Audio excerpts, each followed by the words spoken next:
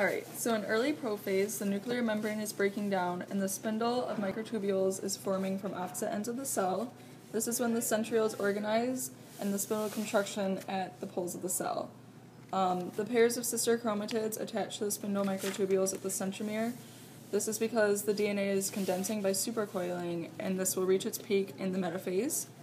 The pairs of chromatids will move up and down between the poles, but gradually move towards the equatorial plate, or the center of the cell.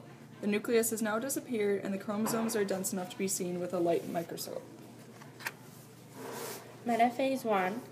Metaphase is marked by all pairs of sister chromatids aligned on the equator. The chromosomes are at their most condensed and are therefore most visible.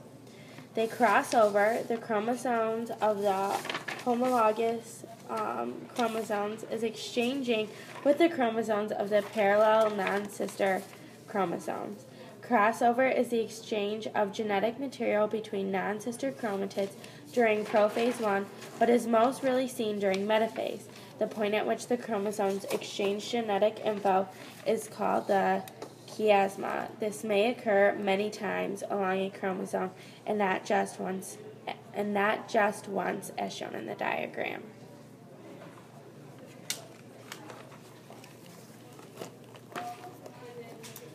Early anaphase with the homologous pairs are aligned together on the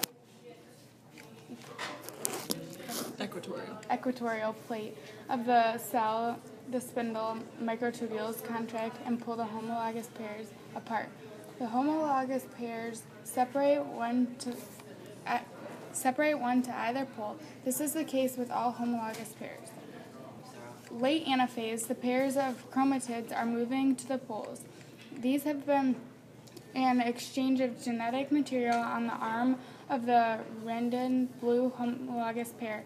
New combos of genes are not found in the same chromosomes.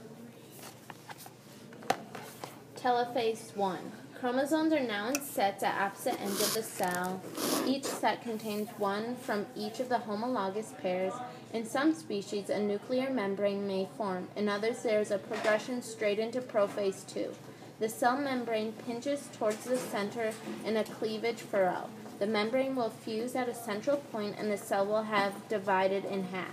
This marks the end of meiosis 1, in which the homologous pairs have been separated.